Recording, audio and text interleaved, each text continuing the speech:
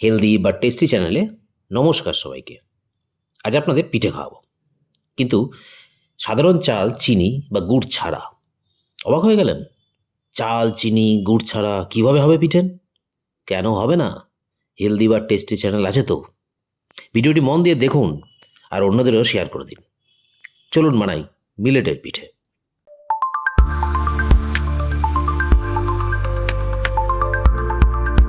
পিঠে বানাতে আজ আমরা নিয়েছি বার্নিয়ার্ড মিলেট রাইস। বেকিং সোডায় ধুয়ে সারা রাত ভিজিয়ে রাখবো। তারপরে নিয়েছি আমন্ড, এটিকেও বেকিং সোডায় দিয়ে সারা রাত ভিজিয়ে রাখবো। তারপর নিয়েছি কাজু, এটিকেও বেকিং সোডায় ধুয়ে সারা রাত ভিজিয়ে রাখবো। তারপরে খেজুর, বেকিং সোডায় দিয়ে সারা রাত ভিজিয়ে রাখবো। তারপরে বীজ ছাড়িয়ে নেবো। নিয়েছি কিশমিশ সমপরিমাণ, খেজুরের সমপরিমাণ। আর নিয়েছি শুকনো নারকোলের গুঁড়ো। আপনাদের কাছে কাঁচা নারকোল থাকলেও হবে, কোনো অসুবিধা নেই, তাতে ঝিরি ঝিরি করে কেটে নিতে হবে। আমাদের কাছে ছিল তাই নিয়েছি। আর নেব হিসাব গুল, হাফ চামচ মতন নেব, আর হাফ কাপ জলে ভিজিয়ে রাখবো। তারপর দেখুন এটা আমরা কি কাজে লাগাই। বার্নিয়ার্ড মিলেট ভিজিয়ে রেখেছিলাম ধুয়ে। তারপরে নিয়েছি কাজু এবং আমন্ড, সেগুলোকেও ধুয়ে ভিজিয়ে রেখেছিলাম জলে। কিশমিশ এবং খেজুর নিয়েছি, সেগুলোকে সারা রাত ভিজিয়ে রেখেছিলাম। আমরা চিনি, গুড় কিছু ইউজ করব না, আমরা তার জায়গায় খেজুর এবং কিশমিশ ইউজ করব। এবং এর পরিমাণগুলো কী হবে আপনারা মোটামুটি দেখে আইডিয়া করে নেবেন। কোনো ফিক্সড কিছু নেই যে এতটা পরিমাণ দিতেই হবে। 19-20 আপনারা আপনাদের স্বাদ অনুযায়ী করতে পারেন। এবং দেখতে থাকুন। দেখুন, এবারে আমি বার্নিয়ার্ড মিলেট যেটা আছে, যেগুলোকে ভিজিয়ে রেখেছিলাম, এটাকে আমরা এরকম একটা চালনি দিয়ে ছেঁকে নেব। এইভাবে ছেঁকে নেবেন। এইভাবে আপনারা মিলেটের জল ছেঁকে নেবেন একটি চালনি দিয়ে। যেরকমভাবে চালের পিঠে বানাতে আমরা করি, একই রকম পদ্ধতি, সেইভাবে পুরো জলটিকে ছেঁকে নিতে হবে। ছেঁকে নেওয়ার পরে কিছুক্ষণ রেখে দিতে হবে, সেটা আমরা রাখবো। দেখুন এইভাবে বার্নিয়ার্ড মিলেট আমরা ছেঁকে নিয়েছি। ছেঁকে নেওয়ার পর জলটি এটাও কাজে লাগে। এবার এটি আমরা এখন একটু বিছিয়ে দেবো কোনো থালায় দিয়ে, কিছুক্ষণ রেখে দেবো। রোদে রাখতে পারেন, এমনি রাখতে পারেন। এইভাবে বিছিয়ে দিচ্ছি আপনারা, দিয়ে আমরা কিছুক্ষণ রেখে দেবো এটা, তাতে একটু জলটি টেনে গেলে আমরা তারপরে এর আটা বানাবো মিক্সিতে। আমরা দিয়েছি, এবার দেখি আমরা অন্যান্য জিনিসগুলো। যতক্ষণ মিলেটের চালগুলো শুকোবে আমরা দেখিনি অন্য জিনিসগুলো। এই যে ভিজিয়ে রাখা আমন্ডগুলোর খোসা আমরা ছাড়িয়ে নিয়েছি, এবং এগুলোকে আমরা এখন পেস্ট করব, কারণ এগুলো দিয়ে পাটিসাপটা হবে, তার পুর বানানো হবে। এই দিয়ে মিক্সিতে আমরা এই কাজু আমন্ডকে একদম পেস্ট করে নেব, কারণ এগুলোকে আমরা পুর দেবো, আগেই বললাম যে পাটিসাপটা হবে, এবং সেখানে আমরা এইগুলোকে পুর হিসাবে ইউজ করবো। ভালো করে পেস্ট করে নেব। এই যে কাজু এবং আমন্ড আমরা পেস্ট করে নিয়েছি। এবার এগুলো একটি বাটিতে ঢেলে রাখবো। তারপরে আমাদের পরের গুরুত্বপূর্ণ কাজটি আমরা করব, আর সেটি হলো ভেজানো যে খেজুর এবং কিশমিশ ছিল, সেগুলো আমরা মিক্সিতে আমরা খেজুর এবং কিশমিশ যেগুলো, সেগুলোকে পেস্ট করব। একদম মিহি করে পেস্ট করে নেব, কারণ কাজু আর সঙ্গে আমরা পুর বানাবো। দেখুন পেস্ট করে নিয়েছি, খেজুর এবং কিশমিশকে ভালোভাবে পেস্ট করে নিয়েছি। এবং দেখি চলুন পরবর্তী থেকে আমরা কী করি। ঘন্টা দুয়েক ভিজিয়ে রেখেছিলাম মিলেট রাইসগুলোকে, যেগুলো জল ঝরিয়ে নিয়েছিলাম, সেগুলো প্রায় শুকিয়েই গেছে। এবার আমরা মিক্সিতে নিয়ে নিয়েছি, এগুলোর আটা বানাবো, যেরকম আমরা বানাই চাল দিয়ে পিঠে বানানোর সময়। মিক্সিতে নিয়ে নিয়েছি, এখন গুঁড়ো করছি। গুঁড়ো হয়ে গেছে, একদম আটার মতো মিহি হয়ে গেছে। দেখুন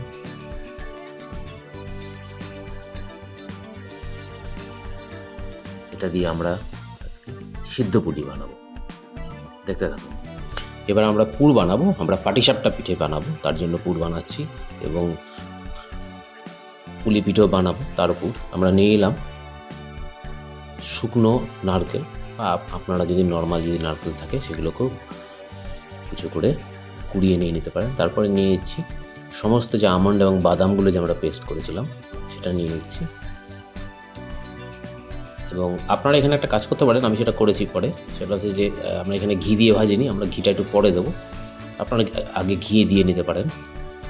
এবার দেখুন এটাকে নাড়তে নাড়তে এরপরে আমরা দিয়ে দিচ্ছি সব খেজুর এবং পেস্ট, কিশমিশের পেস্ট, সেটা দিয়ে দিচ্ছি। আমরা ভাগে ভাগে দেবো, একবারে দেবো না, এটা আপনারা কম বেশি দিতে পারেন।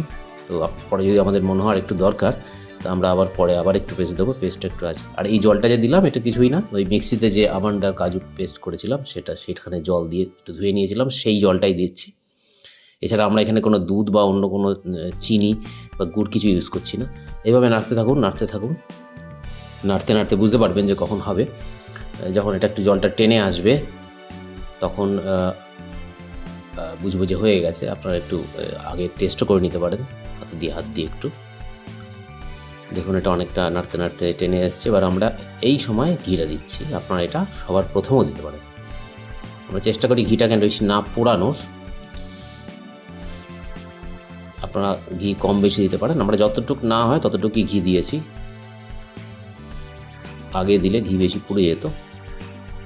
আমরা একটু হেলথকেও বজায় রাখার চেষ্টা করি, শুধু রান্নার টেস্ট নয়। দেখুন এইভাবে মানে ভাবাই যায় না যে কীভাবে চিনি ছাড়া, গুড় ছাড়া, দুধ ছাড়া, চাল ছাড়া পিঠে হয় বানানো যায়। এটি অত্যন্ত টেস্টি হবে। এখানে আপনার অন্য কিছু দিতে পারেন, কিন্তু এটাই যথেষ্ট। আমরা আরেকটু খেজুর দিয়ে নিচ্ছি, খেজুর এবং কিশমিশের পেস্ট। দেখুন এটা আবার নেড়ে নেব, ভালো করে মিশিয়ে নাড়বো। যদি এখানে মনে হয় আপনাদের আর একটুখানি ঘি দেবেন তাহলে দিতে পারেন, বেশি না দেওয়াই ভালো। টেস্ট ভালো হয় কিন্তু বেশি ঘি না দেওয়াই ভালো। যদিও ওই ঘি হচ্ছে বিলোনা ঘি, হেলদি ঘি, বাজারের নর্মাল ঘি নয়, যেগুলো A1 গরু থেকে বানানো হয়, গরুর দুধ থেকে বানানো হয়। এইভাবে নাড়তে নাড়তে দেখুন আরেকটু কিছু সময় নাড়লে তবে আস্তে আস্তে কালার চেঞ্জ হতে থাকবে। এটা আপনারা বুঝতেই পারবেন যারা করেন রান্না বান্না। একটু আমরা আরেকটু পেস্ট দিয়ে নিচ্ছি, অনেকটাই পেস্ট দিয়েছি। এইভাবে দিয়ে আবার একটু নাড়তে থাকবো। তো যখনই পিঠে পায়েস খাবেন আপনারা এইভাবেই খেতে পারেন, তাহলে হেলদি হলো, টেস্টও হলো, হেলদি হলো। দেখুন নাড়তে নাড়তে কালার চেঞ্জ হয়ে গেছে, অনেকটা টেনেও গেছে, আমাদের হয়েই গেছে। এবার আমরা এটাকে নামিয়ে ফেলো, পুর রেডি। পুলি পিঠে পাটিসাপটার জন্য যে পুর সেটা রেডি, নামিয়ে ফেলেছি।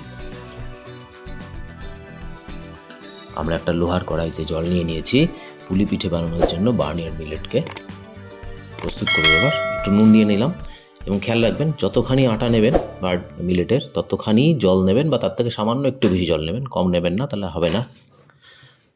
এবার এই আটা আমরা এই ফুটন্ত জলে দিয়ে দেবো, দিয়ে তারপরে আমরা নাড়তে থাকবো আস্তে আস্তে। এইভাবে যতটুকু পরিমাণ দিয়ে দিলাম, এবার এইভাবে আস্তে আস্তে নাড়তে থাকবেন। খেয়াল রাখবেন আটা দিয়ে দেওয়ার পর, ফুটন্ত জলে আটা দিয়ে দেওয়ার পর আপনার গ্যাসের ফ্লেম লো করে দেবেন, একদম হাই ফ্লেমে করবেন না, তাহলে হবে না। এইভাবে দেখুন একটুখানি 4-5 মিনিট, খুব বেশি হলে নাড়তে নাড়তে দেখুন জল টেনে যাবে এবং আটাটা পুরো ভালোভাবে এইভাবে মেখে যাবে। তখন আমাদের দেখবেন একেবারে টাইট মতন হয়ে গেছে, খুব বেশি টাইট করার দরকার নেই, পরে শুকিয়ে যাবে। এবার এটাকে আমরা ঢেকে দেবো, আর গ্যাস ওভেন অফ করে দেবো ফ্লেম, এবং তারপরে বাদবাকি জিনিসগুলো আমরা করব। এবার আমরা পাটিসাপটার মিক্সচার বানাবো। আমরা বার্নিয়ার্ডের যে আটা বা গুঁড়ো নিয়ে নিয়েছি, এখানে একটু 150 গ্রাম মতো নিয়েছি, তাতে 1 চামচই আমরা দিলাম ইসাবগুল, যেটা ভিজিয়ে রেখেছিলাম, 1 চামচ থেকে একটু বেশি নিয়েছি। এবং তার সঙ্গে এবার দেবো সিরাপ, যেটা আমি আগেই বানিয়ে রেখেছিলাম, তার ভিডিও আপনারা লিঙ্কে দেখে নেবেন উপরের স্ক্রিনে, বা আমার চ্যানেলের সিরাপের ভিডিও আছে, সেটা ভালো করে দেখে নেবেন কী করে সিরাপ বানাতে হয়। এটা খেজুরের সিরাপ, খেজুর এবং কিশমিশ দিয়ে তৈরি করা সিরাপ, এবং এটা দিয়ে দিলাম। এইটার কোনো মাপ আমি দিলাম না, কারণ এটা পরিমাণ মতন আপনাদের স্বাদ দেখে টেস্ট করে দেখে নেবেন যে কতটুকু মিষ্টি আপনারা নেবেন। ওটাকে আমরা হাত দিয়ে মেখেছি, গুলিয়েছি, একটু জল কম হয়েছিল, আমরা একটু জল দিয়ে নিচ্ছি। তো এখানে আপনারা দেখবেন খালি যে আমরা যে মিক্সচারটা বানাবো তার থিকনেসটা কীরকম সেটা রাখার চেষ্টা করবেন। মিষ্টি কতটা হবে, সিরাপ কতটা দেবেন সেটা আপনাদের নিজস্ব ব্যাপার, কম বেশি আপনারা দিতে পারেন। আমরা আরেকবার টেস্ট করেছিলাম, আমাদের একটু দরকার ছিল, আবার মিশিয়ে নিয়েছি। আরেকবার দুবার আমরা সিরাপ অল্প অল্প করে দিয়ে নিয়েছি, যাতে একেবারে বেশি না হয়ে যায়, আবার একেবারে কমও না থাকে। তো এইরকমভাবে মিক্সচারটা হয়েছে।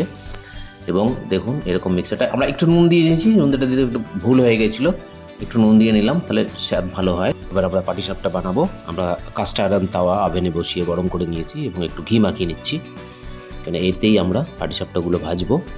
আপনাদের দেখাবো কীভাবে পাটিসাপটা আপনারা ভাজবেন। আমরা সবই কাস্ট আয়রনে করি। এরকম ঘি মাখানো হয়ে গেছে। এবার আমরা যে মিক্সচারটা করেছিলাম সেটা দিলাম এক হাতা। এবার এটাকে ছড়িয়ে দেবো। আপনারা জানেন যারা পাটিসাপটা করেছেন একই সিস্টেম। আপনারা লক্ষ্য করুন যে আমরা এই পিঠে বানাতে কিন্তু কোনো চিনি বা গুড় বা ময়দা কিছু ইউজ করিনি। একেবারে হেলদি সব জিনিস, এবং যেটা চাল আমরা নর্মাল খাই সেই চালও নয়, এটা বার্নিয়ার্ড মিলেট রাইস। প্রচুর পরিমাণে ফাইবার এবং অন্যান্য গুণাগুণে পরিপূর্ণ একটা সুন্দর খাবার, যেটা সকলের খাওয়া উচিত। তো সেটা দিয়েই আমরা বানিয়েছি, এবং এটা আমরা মানে সবাইকে অনুরোধ করব যে আপনারা এইভাবেই বানিয়ে খান। দেখবেন স্বাদে খুব বেশি তফাৎ হবে না, অনেকটা একই রকম থাকবে। এবং দেখুন এর মধ্যে আমরা একবার পুরটা দিয়ে দেবো। এই পুর দিয়ে এবার উল্টে যেরকম পাটিসাপটা করে সেরকমই করব। আপনাদের যদি এই চ্যানেলের রান্নাগুলো ভালো লাগে বা রেসিপিগুলো ভালো লাগে, যেগুলো সবই হেলদি মূল লক্ষ্য, তাহলে সবাইকে শেয়ার করবেন এবং নিজেরা পুরো ভিডিওটা দেখবেন, এবং অবশ্যই চ্যানেলটিকে সাবস্ক্রাইব করবেন। তাতে পরবর্তী ক্ষেত্রে সব হেলদি ভিডিওগুলো আপনাদের কাছে সবার আগে পৌঁছে যাবে। দেখুন পাটিসাপটাটি হয়ে গেল, সুন্দরভাবে হয়ে গেল। এইভাবে বাদবাকি পাটিসাপটাগুলো আমরা ভেজে নিয়েছি। তারপর আপনাদের দেখাবো আমরা কতগুলো পাটিসাপটা করেছি। এরকমভাবেই সবগুলো করি। এই যে দেখুন এই পাটিসাপটাগুলো হয়েছে নর্মাল চালের পাটিসাপটা যেরকম দেখতে হয় একেবারে সেরকমই খেতে, একেবারে অলমোস্ট সেরকমই লাগবে, বরঞ্চ কিছু ক্ষেত্রে ভালোই লাগবে। আপনারা বানাবেন এবং খেয়ে দেখবেন, অত্যন্ত সুস্বাদু। এবার আমরা যে বার্নিয়ার্ড মিলেটের পুলি পিঠের জন্য বানিয়েছিলাম সেটাকে করব। একটু খাপলি আটা দিয়ে দিচ্ছি, নর্মাল আটা নয়, এটা স্বাস্থ্যকর হেলদি আটা, কারণ আমাদের বার্নিয়ার্ড মিলেটের আটা শেষ হয়ে গেছে। তো না দিলেও হয়, আমাদের কাছে শেষ হয়ে গেছিলো বলে তাই দিয়েছি। তো সেটা দিয়ে আমরা এটাকে ভালো করে মিশিয়ে নেব। কারণ এটা মেশাতে হলো কারণ এটা উনুনে করার সময় একটু জল বেশি হয়ে গেছিলো, একটু বেশি পাতলা হয়ে গেছিলো। এত সফট হলে হবে না, আপনারা করতে পারবেন না। তাই জন্য আমরা এটাকে এভাবে করেছি। এবার এটাকে মেখে নিয়ে আমরা দেখুন হয়ে গেছে মাখা।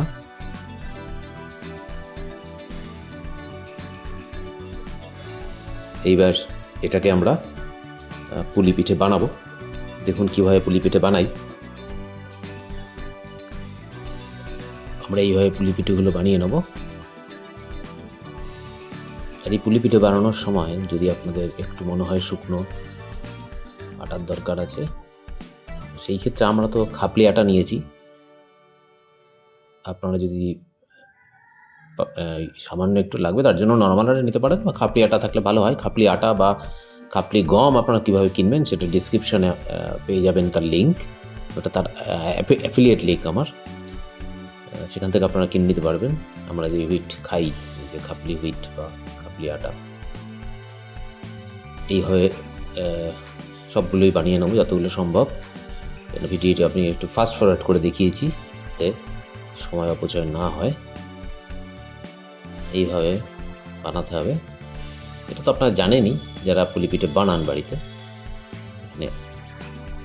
একটু তফাৎ হচ্ছে, আমাদের গুঁড়োটা যেটা চালের গুঁড়ো নেওয়া হয়, সেখানে আমরা বার্নিয়ার্ড মিলেটের চালের গুঁড়ো নিয়েছি। এবার দেখুন এইভাবে একটি গামলার মধ্যে একটু জল নিয়ে তারপর একটা স্টিলের স্ট্যান্ড দিয়ে দেবো।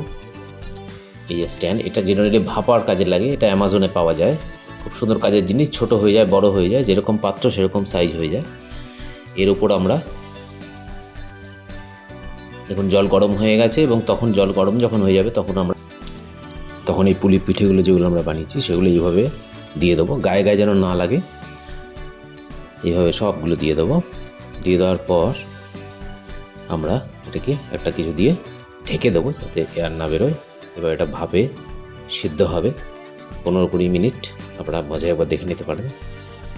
15-20 মিনিট হয়ে গেছে। এবার আমার ঢাকনা খুলবো, দেখি কি অবস্থা। হ্যাঁ, হয়ে গেছে।